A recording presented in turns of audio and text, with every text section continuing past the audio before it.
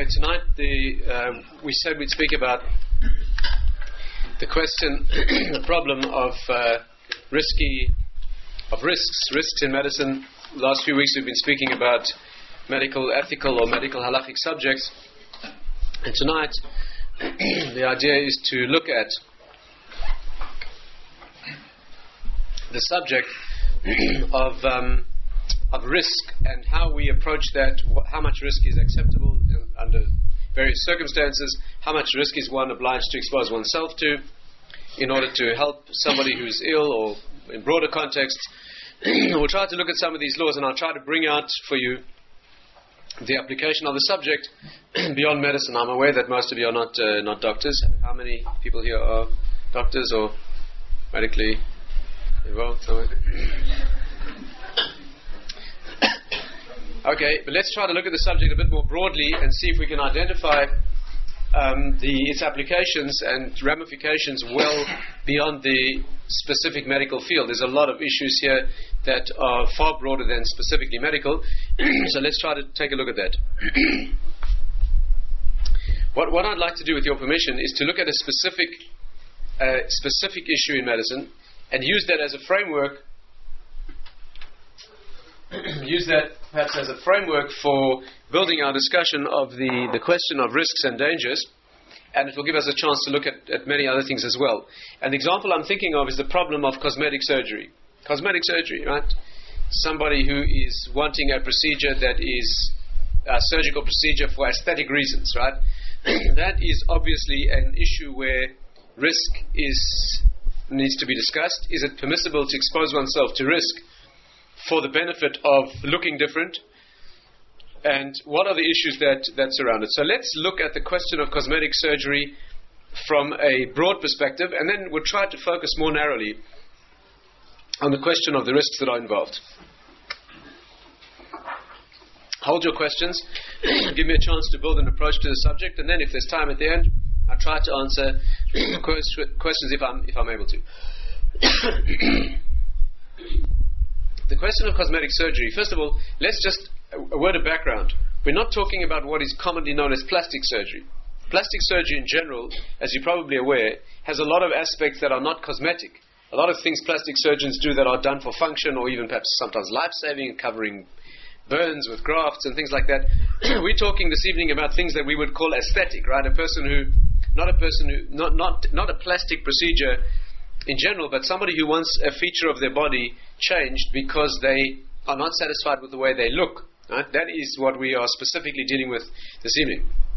Somebody who wants the shape of their nose changed, or their ears, changed, or they want the general bumps and dents reorganized or switched, more or less. That sort of thing. So the image will be different than it was before. This is an area that a lot obviously discussion here before we get to the Torah area. There's a lot that we have to be clear about medically. I just want to emphasize that we're talking this evening about cosmetic procedures that make sense medically. Okay, a lot of plastic surgeons will tell you that one of their nightmares they have is when somebody comes to plastic surgery, cosmetic surgery, where the surgeon gets involved and it turns out that the real issue is not a cosmetic issue.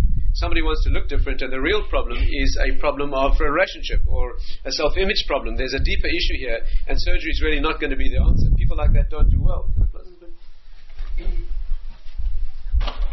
People like that generally, the rule is they generally don't do well with the surgery. So let's assume here that we're talking about an example where the surgery is correctly indicated. There's a genuine reason here, and that has to be clear. Some people are so misled about some of these things. I remember my father, who was a medical specialist, told me that when he trained in medicine, happened to train he came from South Africa and he studied medicine here at Guy's Hospital. He told me that one evening when he was in doing a casualty emergency room duty here, a fellow walked in who had ears like this, and he asked my father if he could have an operation to have his ears pinned back. So my father asked him why he wanted his ears pinned back, and he said because he didn't want his children to be born with ears.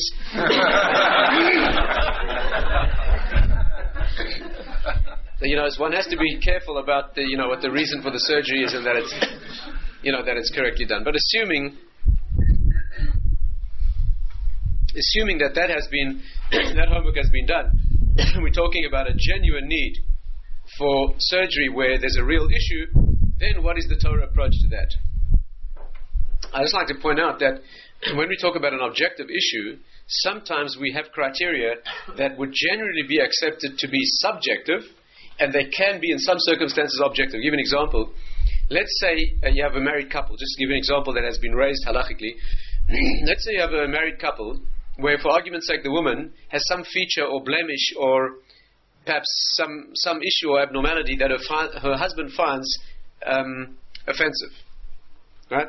Now let's assume that this is something that's obstructing their relationship, and assume it is something that is not an objective problem. By which I mean, assume you did a survey of all men on earth, and all men on earth would agree that this is not a problem. In fact, most of them would find it attractive. But this husband has a problem, and he can't be close to his wife because of this issue. That would be an example of something that is not an objective problem, because most people would agree that it's not a problem, but in this case it's a real problem. And if it's a real problem in this case, and she's willing to wants to undergo surgery, and it is likely to heal the problem, our authorities have allowed surgery in such circumstances. So that's an interesting example of something that wouldn't be generally considered objective, but it's real in these circumstances that would justify a serious consideration of surgery. So let's look at the problem as broadly as we can, and then we'll focus down. When you're talking about an aesthetic procedure, something that someone wants to have because they want to look different, either because they're not satisfied with the way they look, or because they have an objective problem like a scar or a particular blemish, or perhaps they were injured, or they had a growth and it was removed or dealt with surgically and it's left at some disfigurement. Whatever the reason is, how do we understand what is the halachic approach to this? I think that generally speaking there are 5 issues that have to be dealt with in cosmetic surgery. I may be wrong, there may be more, but to the best of my knowledge there are 5 issues that have to be covered, 5 areas that need to be dealt with halachically before we can talk about surgery.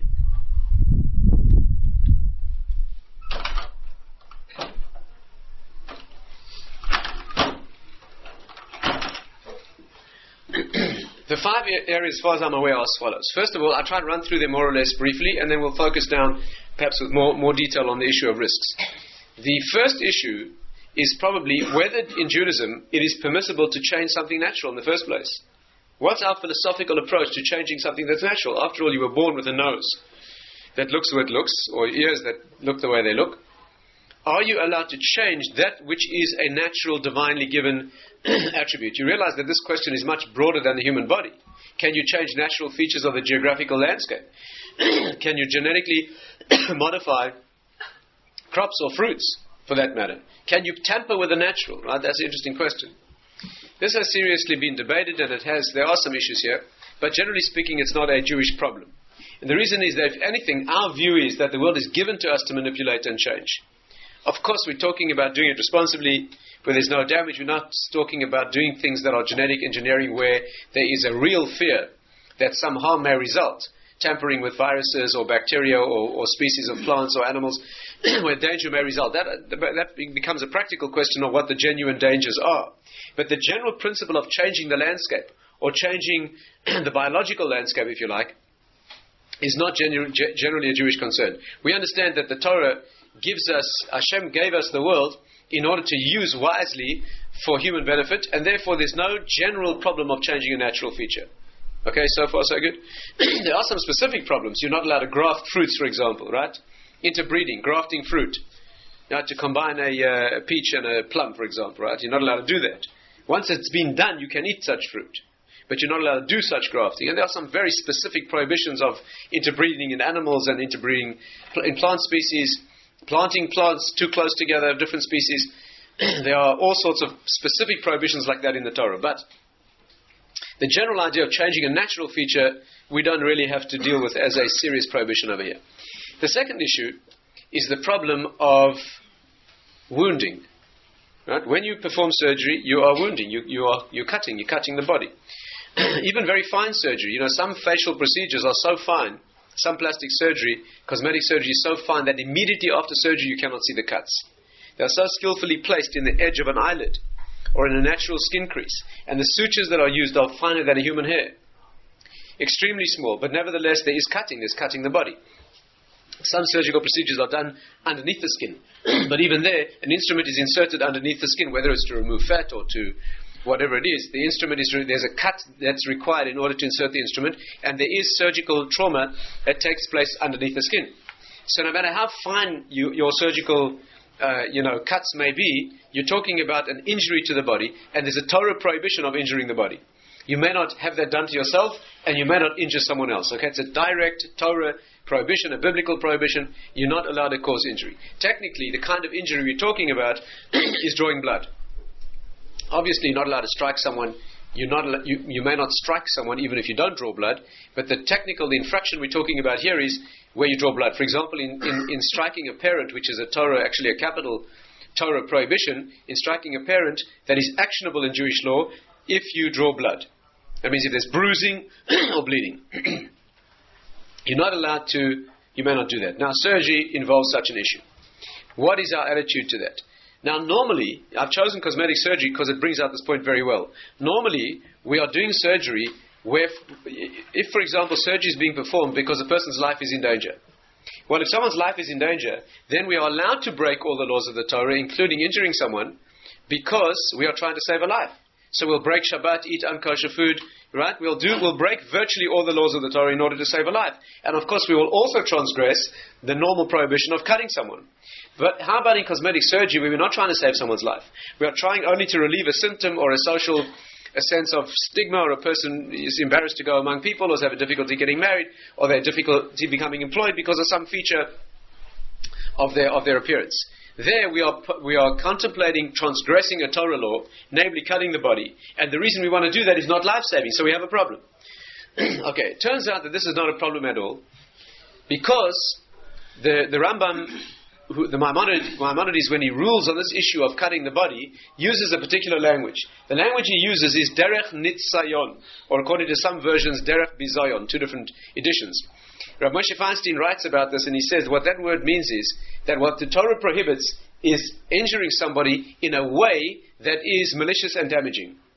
So that it's a blow that is struck with intent to harm. That's what the Torah prohibits.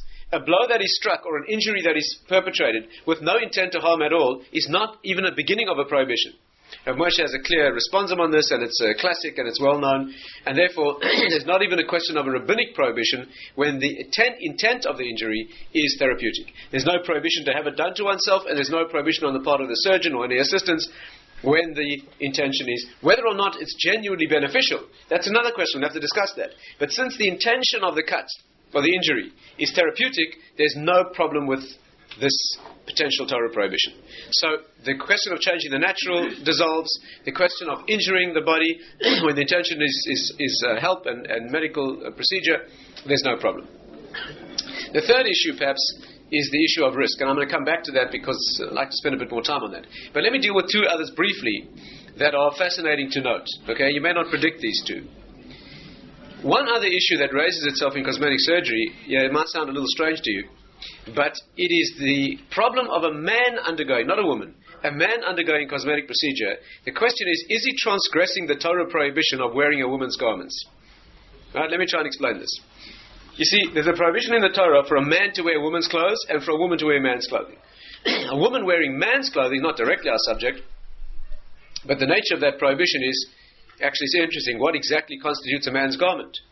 If you're talking about many phases of history where the norm was for men and women to wear robes, what exactly is a man's garment? There's a very powerful and serious opinion in our early authorities, the Rishonim, who say that a man's garment is a weapon. That's a man's garment, a weapon, and therefore a woman, there's a Torah prohibition for a woman to wear a weapon. I'm not talking about using a weapon or carrying a weapon when necessary. I'm talking about wearing one as part of an attire, a uniform, for example, military. Women in the Israeli army there's an issue here.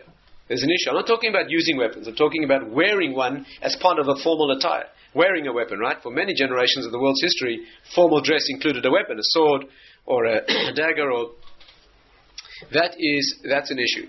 However, today it's much broader than that. Of course, it also involves wearing man's garments in general. One of the most interesting examples of this, although we can't go into it fully now, is a woman wearing trousers.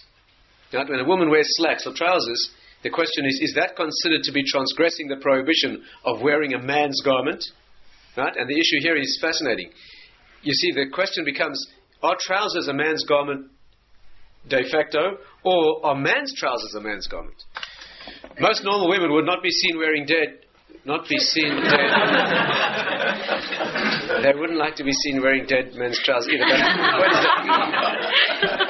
The point is that most normal women would not like to be caught even dead wearing man's trousers. The trousers she wears are not men's trousers. They are very elegantly cut feminine garments which are bought in a woman's boutique. They are not, right? And therefore, the halachic question is, are trousers, in as much as they are trousers, a man's garment, or are men's trousers a man's garment and women's trousers are not? You can well appreciate the difference. There are Jewish authorities who hold that trousers that are cut for a woman are in fact a woman's garment. Of course, they have to be cut for a woman, and they have to be cut modestly. We're not talking about the kind of garment that you need the fire department to get in and out of. That's not that transgresses. There's no question that transgresses a whole host of other Jewish problems. But if they are modestly cut and they are feminine, then they could well be considered to be a woman's garment. In fact, there are even authorities who say that such trousers are better than a skirt or a dress because they hide the leg more. They're naturally more modest. If they're modestly cut, then they're better than wearing a skirt or dress. In fact, the bottom line ruling, particularly in the Ashkenazi world, the custom we follow is that our women wear skirts or dresses which are long enough and stockings. And that's because there's a serious halachic opinion that the lower part of the leg also should be covered. And in deference to that opinion, we wear a dress or a skirt and stockings. But be that as it may, those are some of the issues that go around a woman wearing man's garments. But a man wearing woman's garments is more what we need to discuss. The Torah prohibition of a man wearing a woman's garment is not only wearing a garment. Okay, it's not only that you do not transgress this prohibition only by wearing a frock and strolling down the main drag, if you'll excuse the expression. But you transgress this if you're a man by doing anything that is a preening attention to beauty. Okay, it's often not correctly understood. It is not only wearing an item of apparel that is normally a woman's, it is any preening attention to beauty. So therefore there's a prohibition for a Jewish man to pluck out grey hairs, or to pluck his eyebrows, or to shave under his arms, or shave his legs for that matter, or those kinds of things that women do in a society where women do those things as an attention to their looks and their beauty. So doing that for a man is actually a Torah prohibition, right? Torah prohibition. Dyeing his hair, makeup, for example, things like that. Earrings are an interesting question. Also goes into the issue of whether things like earrings are women's garments, or are they bound by the custom of time and place? And since there may be a custom in a particular time and place for a man to wear an earring, then it could well be a man's garment. Okay, that's a fascinating issue. But the question is that when a man is paying attention to his looks in a way that is normally feminine, there is here potential Torah transgression. There are fascinating questions here. Can a man shave his legs if he's a professional cyclist or a swimmer? Can he do that? And there are other similar questions. But this is an issue. In fact, strictly speaking, a Jewish man should not spend excessive time in front of the mirror, because it's not necessary. You're allowed to spend enough time in front of the mirror to look decent and clean, but spending hours blow drying your pants and that sort of thing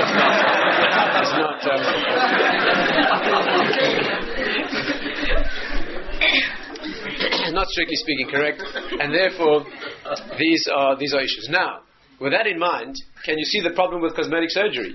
If a man is going to have surgery to improve his appearance, the question is he entering this zone of attention to appearance that is normally feminine and therefore would be prohibited? It's a fascinating question. The general ruling here is that it's not an issue, and the real reason is because where we permit cosmetic surgery, we permit it halachically where there's a genuine reason, and the reason is suffering. Yeah, the general reason for permitting cosmetic surgery is where there's a genuine issue of suffering. For example, a person who is ashamed to go among people. There's a place in the Gemara, Tosfos says that the shame of going among, social shame, being ashamed, is psychological suffering is the greatest kind of suffering, it says in that context. And therefore, where there's a genuine suffering because a person cannot relate to other people because of some blemish or disfigurement, or because he's having trouble in marital possibilities or employment, those are genuine issues of suffering, therefore the surgery is allowed. If the surgery were frivolously intended, the person only has a frivolous desire to look different, then for many reasons we wouldn't allow the cosmetic surgery, and it could well be that if it's a man, this issue may as well be an issue. This also crops up in cosmetic dentistry. Any dentists here? Also crops up in cosmetic dentistry, where work is being done only for looks. It's an issue.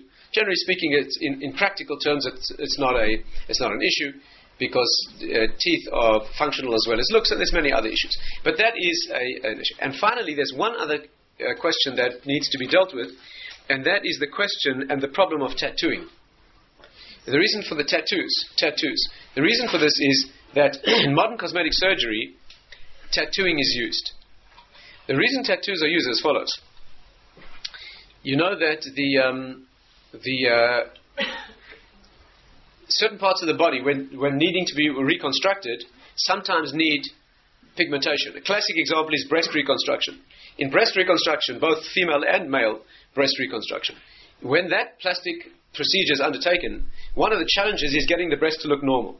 The old-fashioned way of doing it was, in order to reproduce the normal areola and nipple, the old-fashioned way of doing it was to take a skin graft from a darker part of the body and graft it onto the reconstructed breast and work with it surgically to get it to look normal. Now, obviously, that's not a simple procedure. It leaves a scar in the donor site. It's very hard to get to look natural. It's far from an ideal option. And not that long ago, the idea came up of simply tattooing pigment into the skin to look natural. This is a fantastic solution, and it's used routinely now. When parts of the body are reconstructed needing pigmentation, we simply tattoo pigment into the skin. The problem is that there's a Torah prohibition of being tattooed.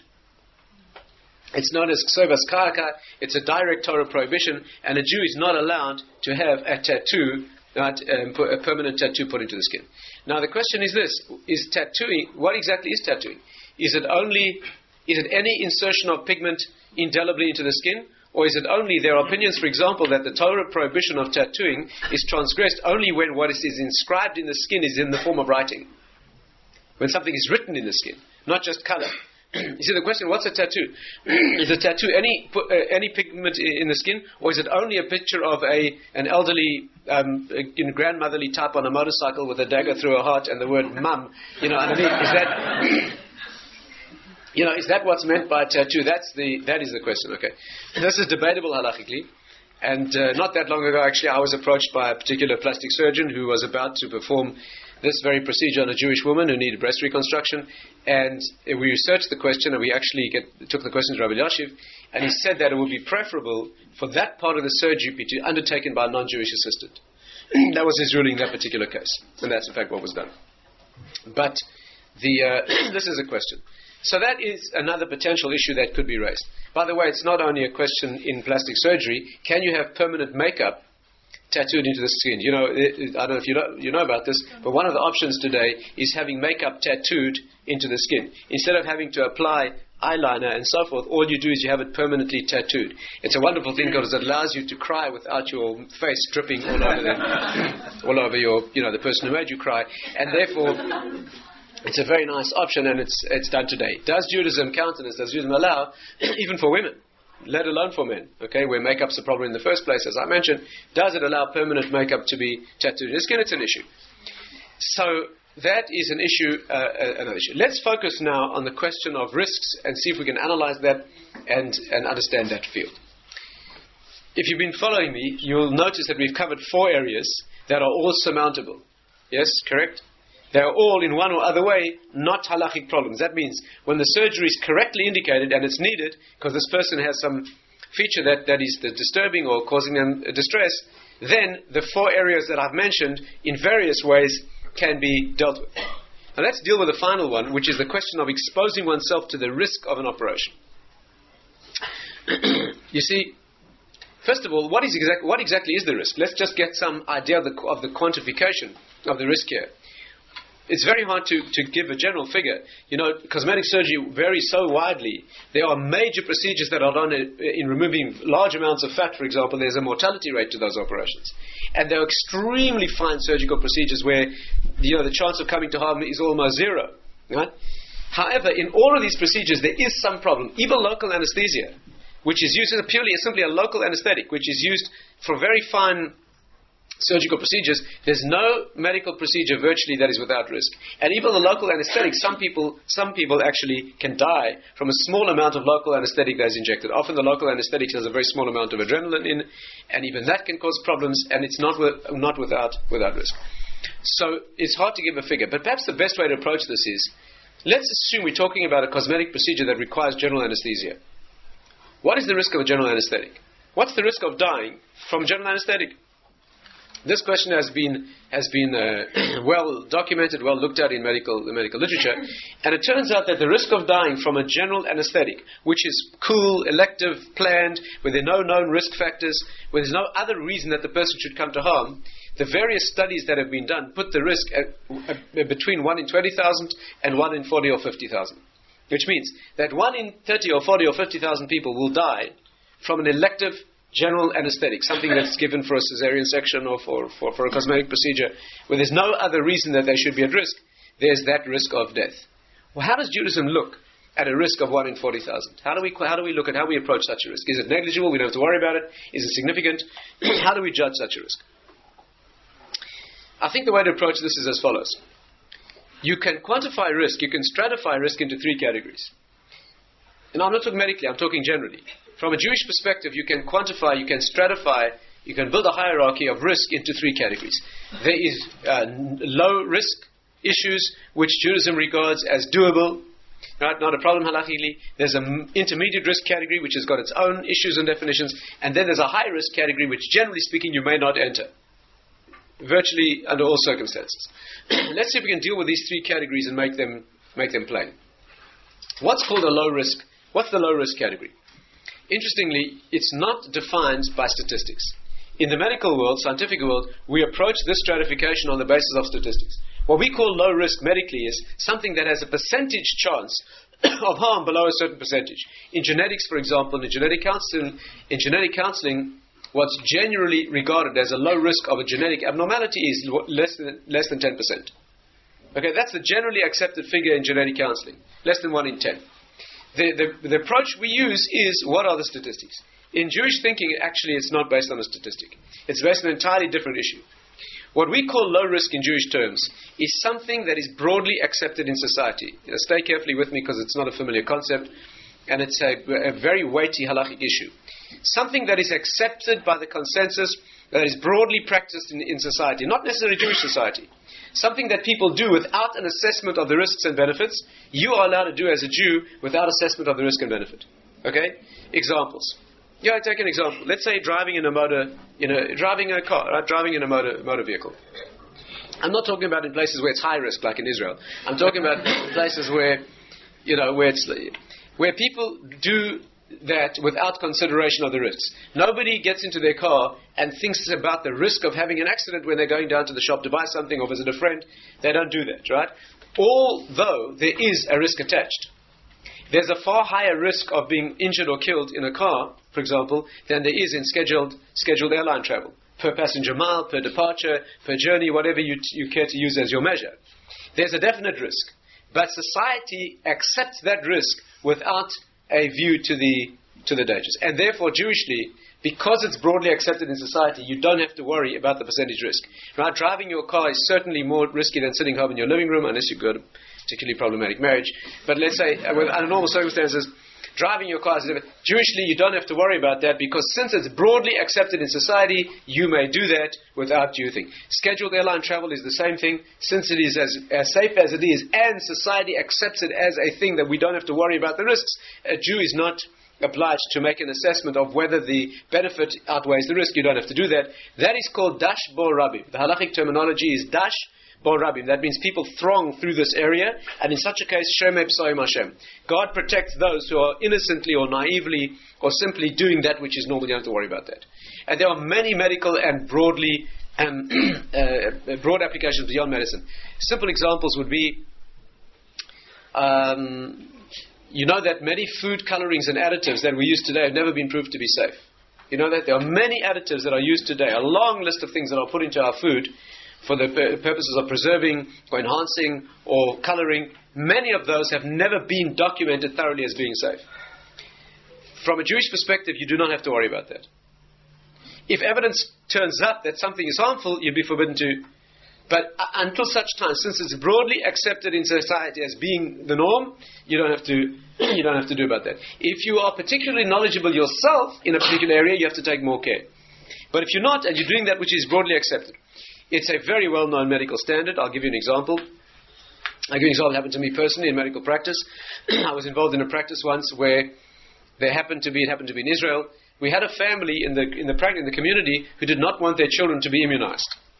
Okay, I was involved there with another doctor, and it turned out that this family believed in naturopathic, holistic medicine. I'm not now going into the issue of how that is viewed halachically, but the point is that they did not want their children vaccinated. And it came time for the children to have the so-called 3-in-1 vaccine, right? Whooping cough and diphtheria and tetanus, and the whooping cough vaccine, the pertussis vaccine, the problem there was that at the time it was thought that some people still feel that this may be the case, this vaccine does or may have a risk in itself. Right? So the family said to us like this, look, we think these vaccines are harmful, we don't want our children to be immunized. So eventually the argument, and we felt that children should be immunized, like the whole community was being immunized. We felt it was a responsible thing to do. The argument became most heated about this particular vaccine, and the reason was because they said, look, not only do we believe that immunizations are harmful, this one has a known risk. And in fact, the figures that were published were more or less, I'm not going to argue about the details, that the whooping cough vaccine has a serious risk of neurological damage or even death in certain cases that can amount to 1 in 20,000. So the family said, look, you want to give our children a risk of 1 in 20,000, right? Why do you want to do that? So we said, obviously, the medical logic is clear. The logic is like this. The risk of coming to harm from the vaccine is 1 in 20,000. The risk of harm from the disease is far greater. Whooping cough in young children about under age 1 or 1.5 has a mortality of 3 or 4%. 3 or 4% of children die, right, if they get whooping cough below that age. So we do the arithmetic and we can demonstrate that the risk of getting whooping cough and dying is far greater than the risk of the vaccine. There's no medical question about that. You take the route of less risk. Now, during the discussion, a very interesting fact emerged. Discussing this with a family, and it turned out during the discussion I realized that I was saying something completely false. Apply your mathematical mind and you will realize the error. The error is like this. If we give your child the vaccine, we with our own hands are giving your child a risk of 1 in 20,000. If we don't give your child the vaccine, you know what the risk is of getting whooping cough and dying? 0. You know why? Because as long as all the other children are vaccinated, there's no risk of your child getting the disease. Now that is a very interesting moral dilemma. What do you say to a family where they say, you see, on the one hand you could say, but look, everybody has to do their share, otherwise, you see what happens in societies where people get careless and enough people stop immunizing, then you get enough vulnerable people in the population for an epidemic to spread and then people come to harm. In fact, about 10 years ago in Israel, there was an outbreak of polio for that reason.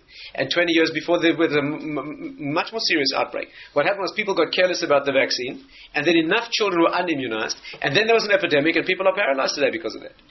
So surely everybody has the responsibility to do that. On the other hand, we took the question to Rabbi Yashiv, one of the great halachic authorities today, and Rabbi Yashiv told us that in those circumstances it's permitted to force the family to vaccinate the child. He didn't mean force them physically, he meant to give a ruling, which they were prepared to accept, that they need to vaccinate the children.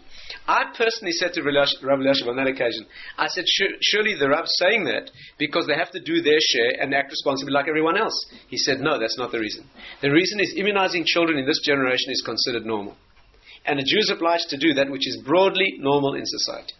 And everybody agrees that vaccinating children today, whether you agree or don't agree, that it should be done, is certainly the norm. Even in the third world today, the vast majority of kids are involved in the vaccination program. And if you did not do it, he said, you'd be negligent. Of course, a fascinating philosophical question arises here. What if you do that which is normal and the child comes to harm?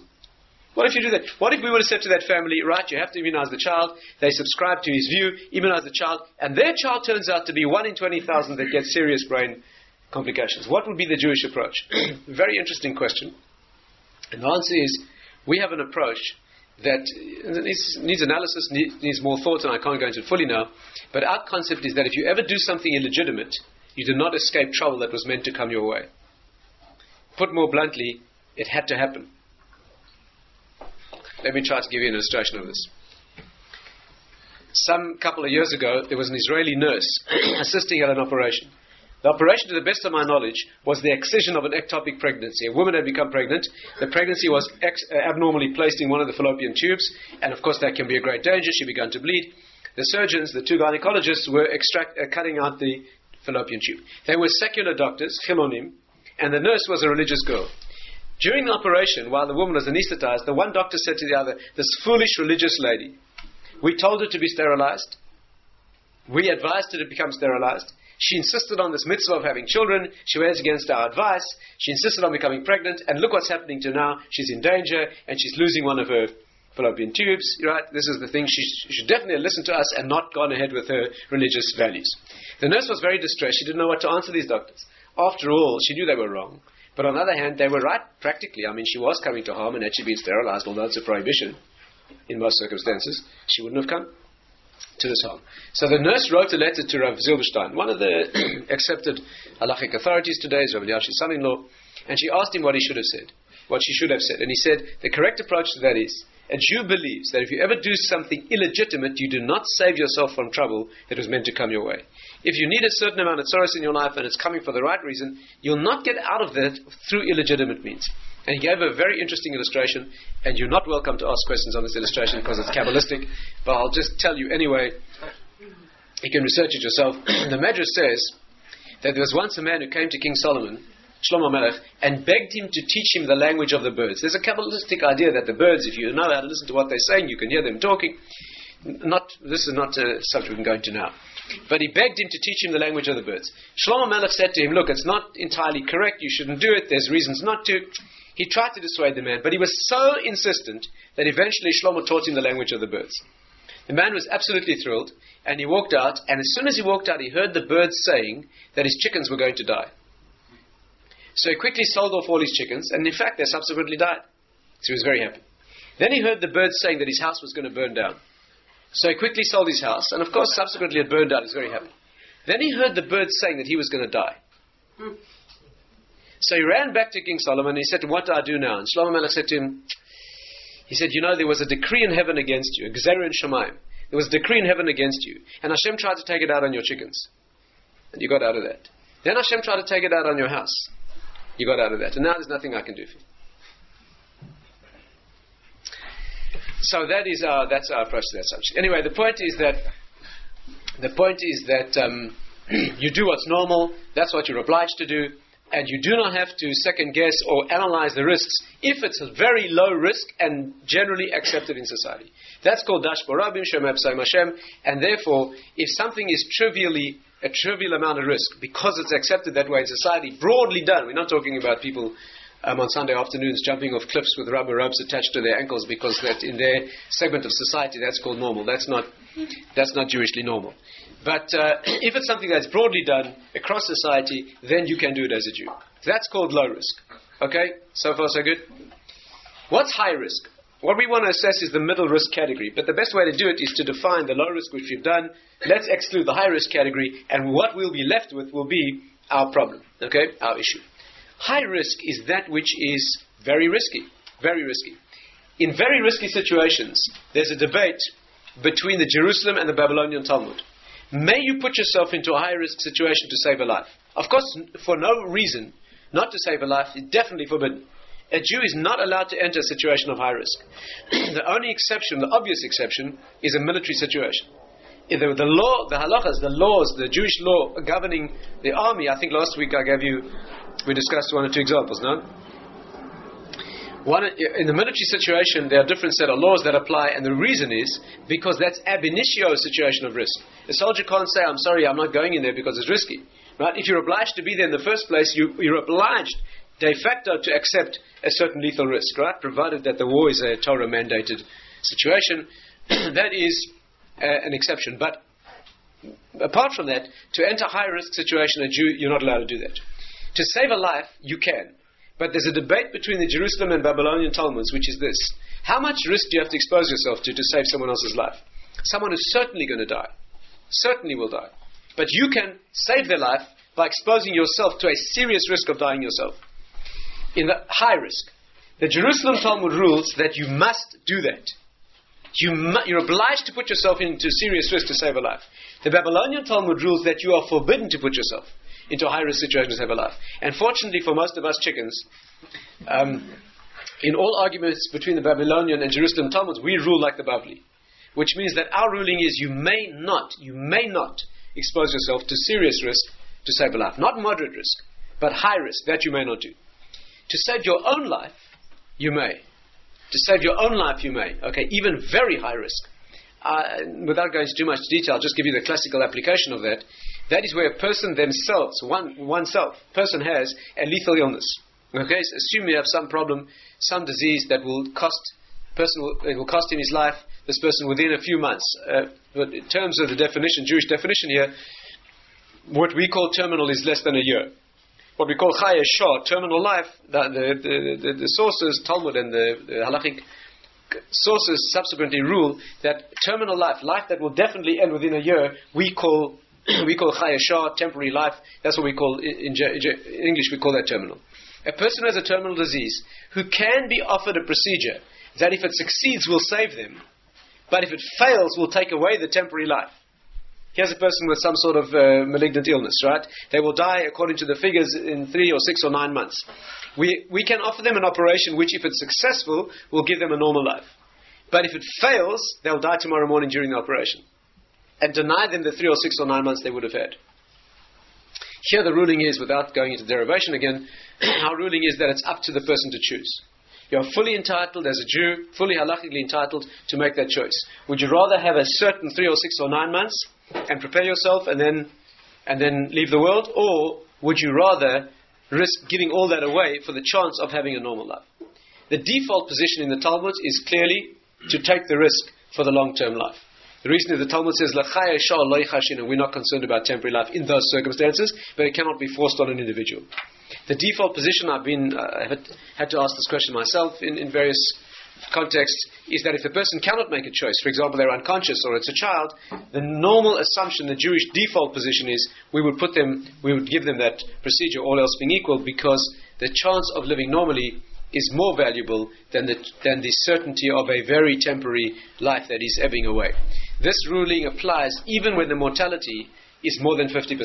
That means when the risk of the surgery, for example, has more than a 50%, that means the chances are they will not survive.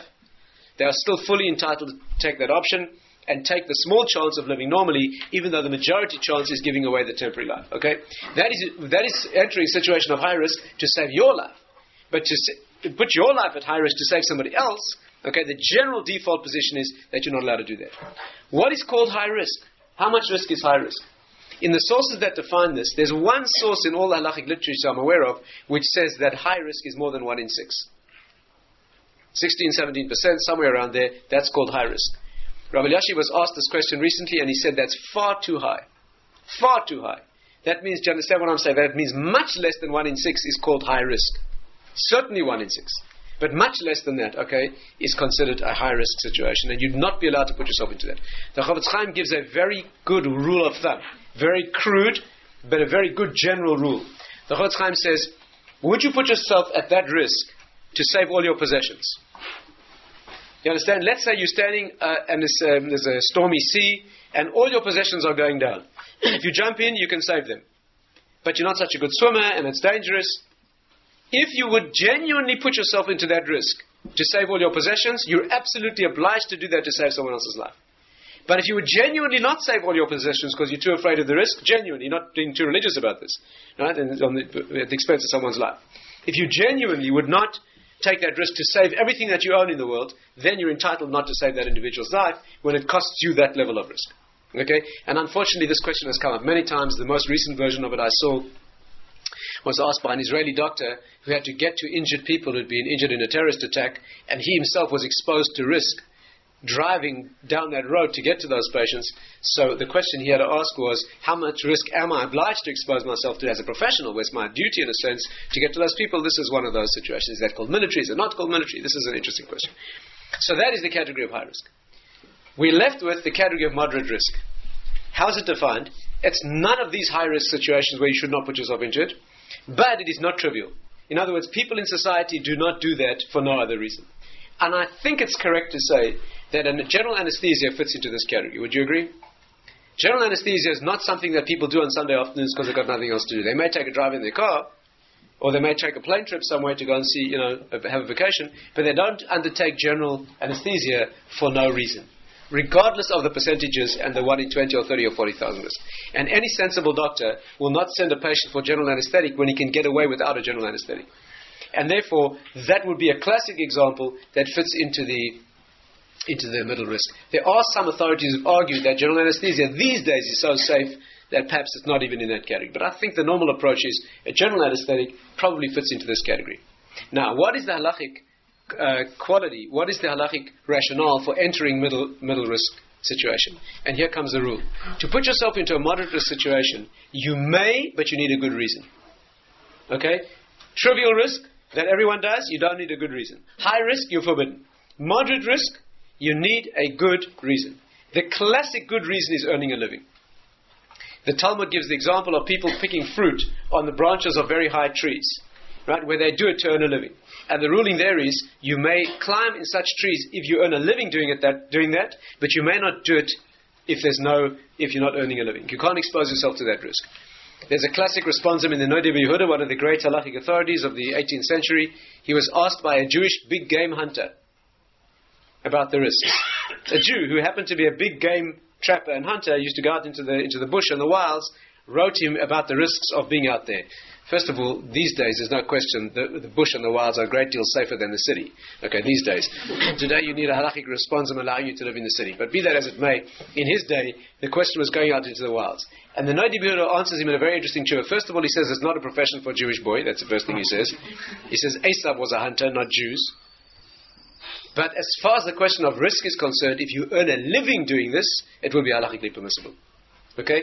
And that's the general category. So if there's a good reason, earning a living, and more broadly, things that you genuinely need. One of the interesting versions of this question that was asked not so long ago was by a young Jew from Johannesburg, South Africa, who asked the question of whether it's halachically permissible to live in a society that has a high crime rate.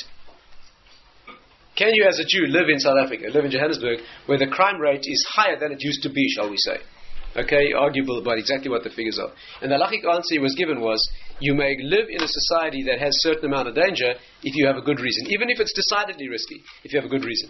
And earning a living or having your normal social structures intact where your children are educated and you not be made to feel like a refugee, those are all very good reasons. So unless it became a society in which the risk is downright lethal, what we call the high risk situation, there's no question you can take on such moderate risks.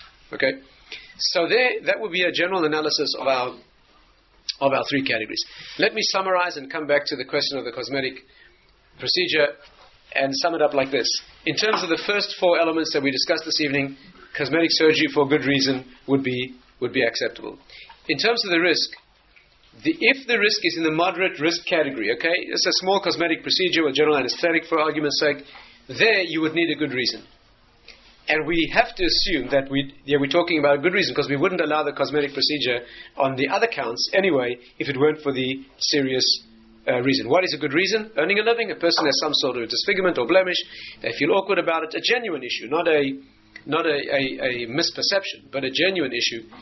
There, they would be allowed to undergo the surgery because earning a living or getting married or simply not being ashamed to go among people in society is a weighty issue of tangible benefit. It's not a frivolous issue. That is called a genuine and good reason, and therefore under those circumstances this particular example of cosmetic surgery would be allowed. That's a general approach to the issues involved in cosmetic surgery and a very brief overview of some of the issues involved in risks. If there are any questions on any of the issues that we covered that I'm able to answer, I'll be very happy to try to. Yeah, please. Yeah, we spoke about high risk and saving the life, but this is assuming that it's saved the life for long term. But what if without the procedure you can die in 6 months, and with the procedure against 2 years or 3 years? Right, interesting question. Let me repeat the question. The question is, the dilemma we set up was a person who is terminally ill but could have a procedure that would save their life in the long run. What happens if it won't save their life in the long run, only give them a longer run? Now the example you gave was not entirely the one we need, because you said 3 or 6 or 9 months or 2 or 3 years. Actually, a number of years is already halachically in the category of a normal life generally, and so we certainly would be free to choose that procedure. But strictly speaking, even if the patient would want the procedure to prolong their temporary life, even that would probably be allowed in most circumstances. You couldn't force that on somebody, okay? And it's not, but it would be an option. The reason is that this fits into a broader category, which is known as the category of withholding therapy in general. Did we speak about this last week? Very briefly, to withhold therapy, that means you have a surgery, an operation, chemotherapy, something like that, and you're contemplating withholding the therapy from the patient, right? They're going to die in 3 or 6 or 9 months. The therapy might give them a normal lifespan or just prolong their temporary life, okay? The law with that is a very important thing to know, because it's so badly misapplied, so badly misunderstood. The whole hospice movement, unfortunately, very often misapplies this from a Jewish point of view. The medical view on this is sliding rapidly away from the Jewish position here, and it has to be known. In terms of withholding therapy, not treating somebody, who's dying, in Jewish law, you may only do that under the following circumstances. Number 1, it has to be a terminally ill patient. 2, they must be suffering uncontrollably, which should never happen medically. And 3rd, they must want to stop. Okay, let's get this clear. When you want to withhold therapy from someone and let them die, halachically you need 1, terminally ill patient. Not somebody who's got early Alzheimer's disease that in 25 years they're going to kind of be, less with it, which is that's not an issue. Or they've got permanent vegetative state where they're going to live many years. I happen to know a young woman. As it happens, it's a young woman who had a nose operation and never recovered from the anesthetic. She had a minor nose repair, a nose cosmetic procedure, 30 years ago. Never woke up after anesthetic. She's still to this day unconscious in a long care facility, never having regained consciousness. That is not a terminal life. Okay, so it has to be a terminally ill patient. It has to be suffering uncontrollably, which is not justified at all medically. You're allowed to give even dangerous medication for pain relief, even if it's dangerous, right? In fact, you're obliged to, under certain circumstances and conditions. And thirdly, a person who, in view of that situation, wants to stop therapy. Under those circumstances, as Rabbi Moshe Feinstein, you're obliged to stop the therapy. You're not allowed. You're obliged to stop. You're not allowed to push on when they don't want to push on. Okay? However, you need all of those. Actually, Rabbi Chaim has said there's one other circumstance in which it applies. A person is terminally ill, not suffering, but unconscious with no hope of ever regaining a moment's consciousness, and does not want to continue, or said that they would not want to under such circumstances, or the family can testify that they said or they know that the person would not have wanted to continue. Under those circumstances, never another conscious moment in which to think of Torah or do tshuva or anything like that, or conscious and suffering, okay? You need all 3 of those, in which circumstances you're obliged to withhold therapy, and even then, it only applies to medical therapy. It does not apply to any staple need. You may never withdraw food, nutrition, liquid and electrolytes. That means internal normal homeostasis like fluids. By the way, it's not done today. People get into a situation, they pull out the feeding tube now, let alone switch off the ventilator. Many people today, they get into that terminal phase, they just let them starve to death. They pull out the feeding tube, or they take out the intravenous nutrition and fluid, and let them die of dehydration. There's a common practice today. It's countenanced by law in many places. That's not allowed. So you have to be given a staple needs like adequate nutrition, liquids, oxygenation. Not allowed to let somebody asphyxiate to death because they're terminally ill anyway. And any other staple need. If they're insulin-dependent diabetic, they have to get the insulin. If they get thyroid hormone, they need that. They need blood products, according to most authorities, and it's debatable whether they need antibiotics as well. Many Jewish authorities rule that antibiotics are more in the category of a normal need than an abnormal medical or surgical thing, and therefore even antibiotics, probably, certainly a large body of opinion holds, they should be given antibiotics. And so, in order to terminate therapy and let this person die, you need all of those things. Again, terminally ill, suffering uncontrollably, wants to stop, and you're still providing basic needs. Under those circumstances, you stop chemotherapy, surgery, etc.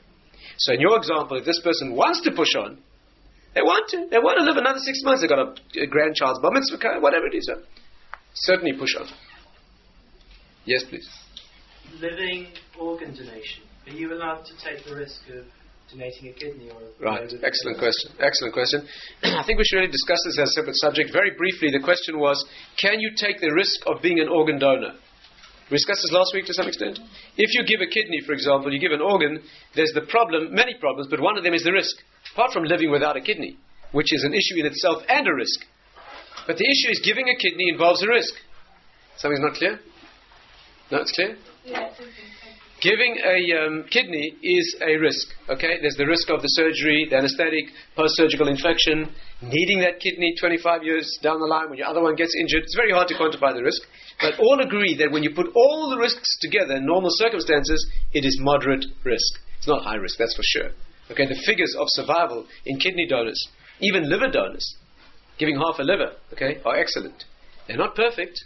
A Jewish man in New York this year gave half a liver to his brother, who happened to be a doctor. Both of them in their 50s, and died 3 days later. Okay, gave half of his liver to his brother. It caused a major upheaval. I was at Mount Sinai Hospital where this happened in New York about 2 weeks ago, and I had to present some of this material to the doctors present, and they were still in shock because this had happened in their institution. So it's certainly not without risk, okay? However, the risk of giving a kidney today is so safe that it is certainly not in the high-risk category. But it's not trivial. People don't do that on Sunday afternoons because they're taking a break from jumping off cliffs with the rubber ropes. And therefore, that is moderate. Moderate risk, you may, but you're not obliged. And therefore, the rule on kidney donation is, you certainly may, it's an incredible mitzvah to do it, but you're not obliged. And that raises a whole slew of halachic issues. How do you approach a person and ask them to give their kidney when they may not want to? We discussed this, no? Pressurize them psychologically into giving their kidney when they would rather not, but they feel they can't say no in the face of the family and somebody's dying. That raises a fascinating issue, and we discussed some of that last week. Perhaps we'll discuss transplantation as a separate issue because it raises these fascinating questions. If the patient is died, and there are two kidneys, and one can be given, can the parents legitimately say? So the question is, can you take a kidney from a dying person to save other people's lives, whether the person's a child or an adult? This again goes into the whole issue of transplantation. I'll just say this: if the person is dying, you certainly cannot take the kidney. If they're dead, you certainly can.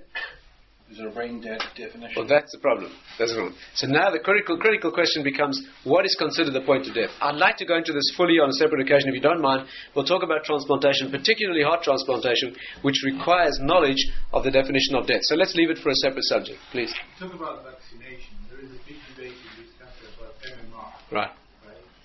And people don't feel safe taking it, even though it's a custom of the country. Right. And there is a drop of 30%. Right. Right. The current debate that's going on about measles, mumps, rubella vaccine, there's no question that the Jewish default position is to do what's normal, and the general medical consensus today is that it is normal. Okay? If evidence comes up, hard evidence, not hysterical, public opinion, which goes through phases, but genuine evidence comes up that there's a risk, the whole attitude will be different. But until such time when it's only hearsay and it's not corroborated, and the norm is still the vaccine, there's no problem giving the vaccine. Yes, please. Tattoo makeup. For a woman. You need to ask me privately about that. Okay. Meantime, use the mascara and don't cry.